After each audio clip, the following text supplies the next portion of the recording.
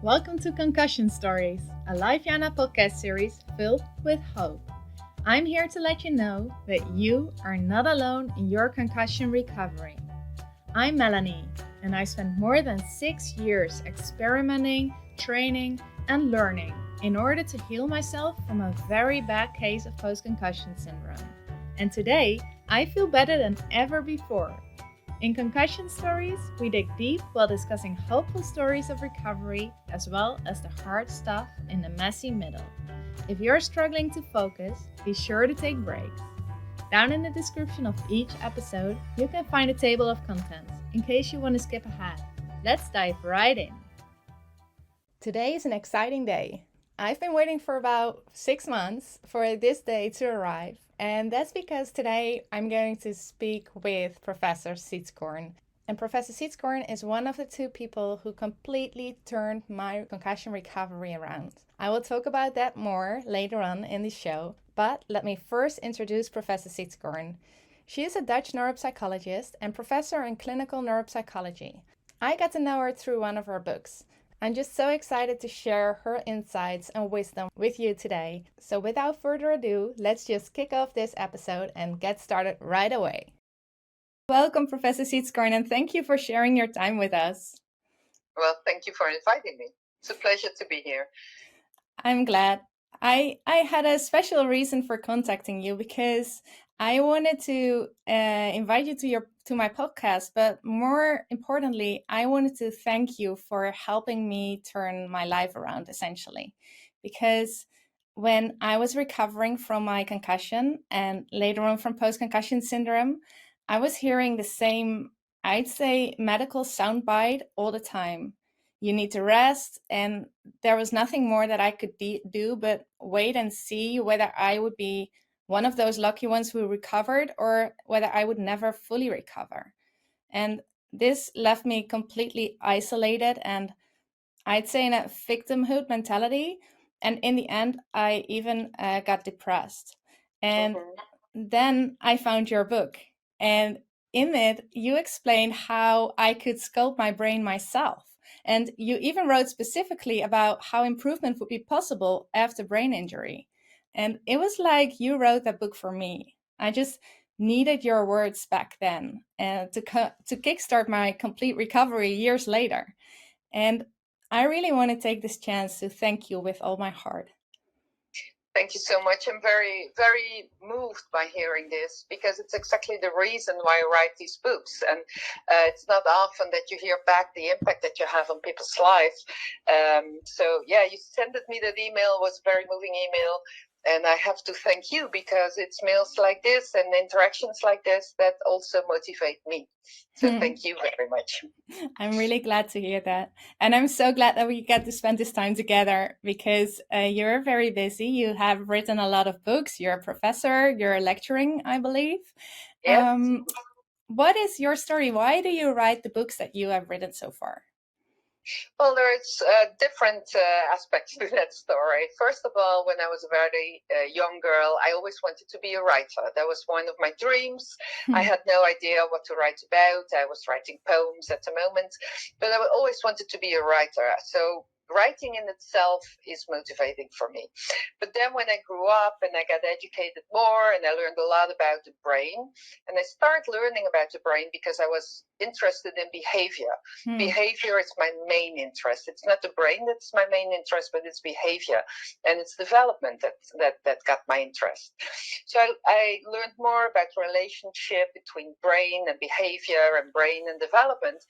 And then at one point, I came to understand that this was information that I had to disseminate in the world, that many people would be helped by this information. And as you said, at that time when I wrote The Mutable Brain, this was around 2006. And at that time, I worked also in the hospital. And many times I heard what you are telling me that you heard over and over again. Like the brain is static. It cannot develop very much once you reach adulthood. Where you just have to live with it, etc., etc. Yeah. And in my search, I can remember this very clearly. had a time in my life that I was saying, well, okay, I'm reading a lot in my field of work, but let me explore also a lot more in information. So what is groundbreaking new scientific evidence? Yeah. And in that search, I came across neuroplasticity, which actually was a bit strange, because neuroplasticity in itself and research into neuroplasticity existed already for more than 100 years. But somehow there was another dogma that was stronger, and that was the dogma of the static brain. Yeah. So once I educated myself more in the topic of neuroplasticity, I was overwhelmed by it myself, and decided more people need to know this, and that was the start of the mutable brain. I understand. So it came from passion, I'd say. Absolutely.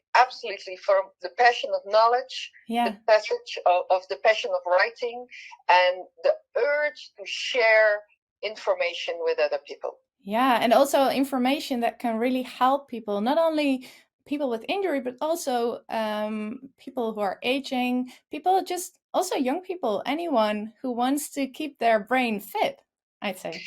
Indeed. Basically, it's about getting the power, or at least a part of the power of your own education, of your own transformation, of your own development. We all have been taught more or less in a way that makes us think that how you are is how you are. Yeah. And maybe even many people say sentences like, well, my father is that way, so I am that way. It's what it is. And when you know more about neuroplasticity, then you understand that, of course, with limits, neuroplasticity actually opens you up to the world, makes it possible to develop, make it possible to rehabilitate, makes it possible not only to develop yourself of other people, but in essence, because the inside world in your head, and I can explain a little bit more about that, and the outside world develop in synchrony with each other. Yes. So it's also about developing the world. You see how inspiring you are.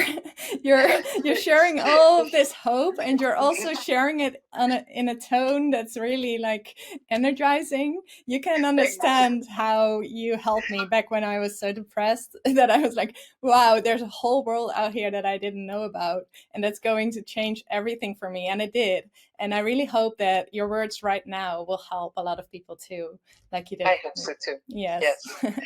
So you already said about, you already shared about the static brain, the common dogma that was present, but I'm sad to say is still present. I hear it a lot from people who come to Lifeyana, who find me, that they are being told that there's not much that they can do, or even that after having had brain injury for 2 years, no recovery, no further improvement is possible, which isn't true. But how do we see it? Is it like an old way of viewing the world and a new way, or how do we frame this advice that a lot of us are given? Well, what we need to know is that a lot of the time in research in the past years has been dedicated also to the influence of genes. Yes. Right? And then people were thinking, the more we know about genes, the more we know about genetic makeup and how people develop and why people are as they are. And we had the whole nature nurture debate, for example, and there were people on one side and there were people on the other side. And of course, it's the interaction between the two. And apparently, that was a new insight for a lot of people, also in science, and it still is, that we now realize how influential it is to expose yourself to certain things. If you're exposed to this, your brain develops differently from when you're exposed to that, and it's the interaction that's very powerful. So of course your genes determine also how you develop, what you can do, but on the other hand, it's only in the interaction with the environment, and that is what is possible because of neuroplasticity. And that, so how does that relate to this is it then a worldview that needs to change in the medical field? Definitely, and already changed a lot in the past years. Since I wrote Immutable Brain in 2006, you see a lot of research has come free. Even then, there was already a lot of research, but it's more and more. And you also see that this research now, these findings find their way into clinical practice, and they find their way in the general public also, right? So more and more we came to understand that it's very, very important what you do, what you think, what you feel, what you are exposed to, because every second that we live, that changes our brain in structure and in function. Yes, and it can be for the positive and it can be for the negative. Right. Indeed, neuroplasticity in itself has no direction, right? It's just a mechanism. So if you expose yourself to compassion, to good information, to violin playing, to playing soccer or whatever, then the networks in your brain develop in such a way that you get better in compassion, better in violin playing, better in playing soccer. Yeah. But on the other hand, if you expose yourself and train yourself, for example, to nagging a lot, the neural networks develop in such a way that it's easier and easier for you to nag. And then nagging becomes like a really easy thing to do. Yes. And so it's positive and negative, and it depends on what you expose yourself to or what other people expose you to. That's very well explained. Yes, and that's a very important thing about concussion recovery as well. It's very important who we surround ourselves with, because it has a major influence on our recoveries. For example, if we are surrounded by people who are constantly reinforcing a culture of stress or a situation of stress, which is very bad for recovery. And on the other hand, it's very good to be surrounded by people who are very aware, for example, about taking care of themselves first as being caretakers of us, and then having a lot to share with us as well. But that's a very important realization that I learned very late. But that's what I'm here for, to share all those lessons. A lot of doctors are spreading the message still that after 2 years of brain injury, recovery isn't possible. And there are a lot of doctors who are doing this in the new way, like they are really helping, but there's still a lot of people that are coming to me who heard the same message recently from their doctors. Do you know where this one is coming from? The 2 years, what is that? Yeah, when you look into literature and also older literature, then you see that there's always like 6 months and 2 years. Like a lot of recovery in the first 6 months, and then in the next 2 years, slower recovery. But what we need to realize that because of all kind of insights that we get more and more, we more and more see that we have neuroplasticity until we die, right? Until we die, new connections come into place in the brain, and the brain is still changing all the time. What we also know now is, because of way more research, that even though hypothetically neuroplasticity is very strong and it can work and etc., but we basically did not have many programs, rehabilitation programs, that used neuroplasticity in the right way, or that were used to specifically enhance certain capabilities and also emotions, etc., of patients. So it's not that there is no more chance to adapt, to change, to use neuroplasticity, but the actual evidence-based programs that we have to enhance cognition, to enhance acting, to enhance emotions, and to rehabilitate people who suffer damage in their brain and damage in their capabilities. We just don't have enough programs yet. We need to develop a lot. Yes. So I think that also caused that we thought, well, it's 2 years, and after that, well, there is no more hope. Yeah. Now we know better. Yeah. Yes. Okay. So listeners, this is very important to note. Okay. There's hope for brain injury recovery after 2 years. And I'm living proof of that as well. So most of my recovery came after 5 years. So that's a lot later. Yes. Oh, sorry. And also, we need to realize that most of the time that we follow up clients, follow up patients, is in research is a shorter period, right? Yes. You come to your neurologist or other clinician after you are pretty much capable of taking care of yourself. You don't come back all the time, right? Yeah. So it's hard to monitor that improvement also for clinicians. Yes. And also, neuroplasticity is not a quick fix. I also try to explain that to people a lot. It's not that, oh, neuroplasticity is there and I train for 1 month and everything is okay. That's not how it works. Exactly. It's basically a change in living almost. Yes, right? I completely agree. That's also the basis of the Cure My Concussion course. So in which I convey all of my lessons, everything that I needed to learn in order to make my full recovery. And the method is based on active recovery, but it's grounded in lifestyle changes because all of you can, for example, for one day you can do something right, but the next day it will still be hard to do it right if you're feeling worse because you trained your brain, for example, on day one. Yeah, it's important to realize also that recovery can have different mechanisms, right? You have compensation, for example, that maybe your old skill is not coming back to the same level as before, but you develop other skills that make your living very worthwhile. Yes. So it's also important to note that going back to being the same person, of course, is for many people not possible. But developing in a certain way, whether it's in skills or whether it's in emotions or whether it's in priorities or whether it is in finding what's important for you in life, that's also very important. So I also need to stress that this is not only about getting the same level of skills back, right? It's not only about repairing what was broken, to say it in a way. It's also about compensations, finding new ways.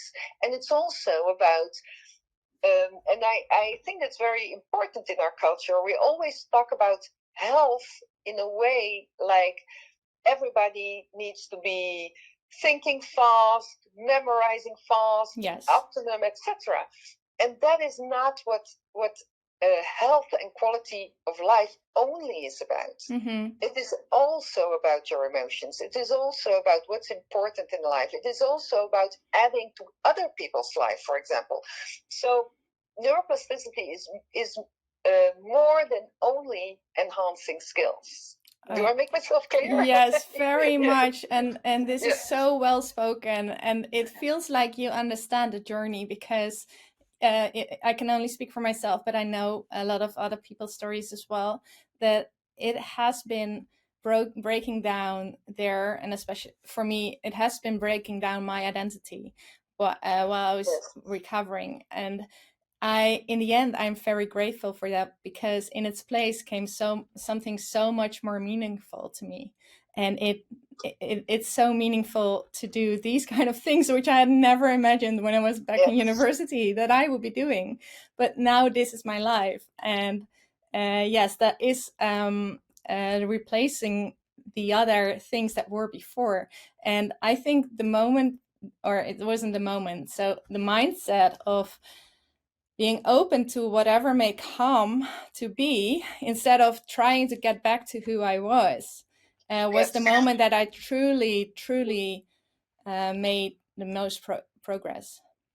Yes, well, that's very good to hear because I think that's very important, not only to people with concussions, for example, but also to society in large. Yeah. Because we're living in an age where we are talking a lot about inclusivity. Yes. Like we talk about all kind of ways to be inclusive.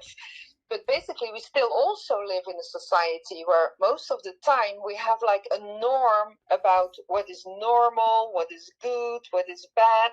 And I have the feeling that people with brain damage have to fight that all the time because we started to believe in that only when you can do math in a certain way or read in a certain way or talk in a certain way or walk in a certain way, that is a full life. Yes. And that is a battle that you all should not have to fight anymore. But I see that battle every day. So I think what you are doing is so meaningful because it also helps to change society. I have goosebumps right now because it means so much to me that you recognize the invisibility of it all.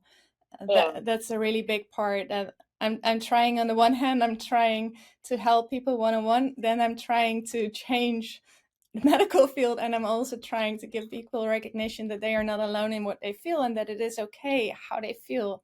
And it's such a struggle that every brain injury is invisible. Yeah, indeed it is, and well, patients tell that, of course, right? Some they look very good, and people say, "Well, look, you're doing well, you're walking well, you're talking well." Yeah. But there's so many other aspects that you have to fight, basically, and that you have to find out, figure out for yourself. But that, I think, when you can bring up the energy to do that, that path will really, really enhance your life. So not only your skills, and you need other people with that. It's very good that you like build a community and make us all aware of the things that you that crossed your path, basically. Thank you.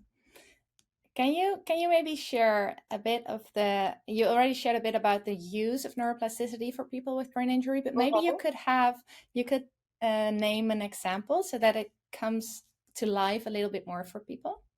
Yes. Well, when you talk about neuroplasticity, there's basically different ways of neuroplasticity. And what is important for, I think, for your listeners is what we call experience-based neuroplasticity. And experience-based neuroplasticity means that your brain will develop in relation to what you expose yourself to. So specifically you.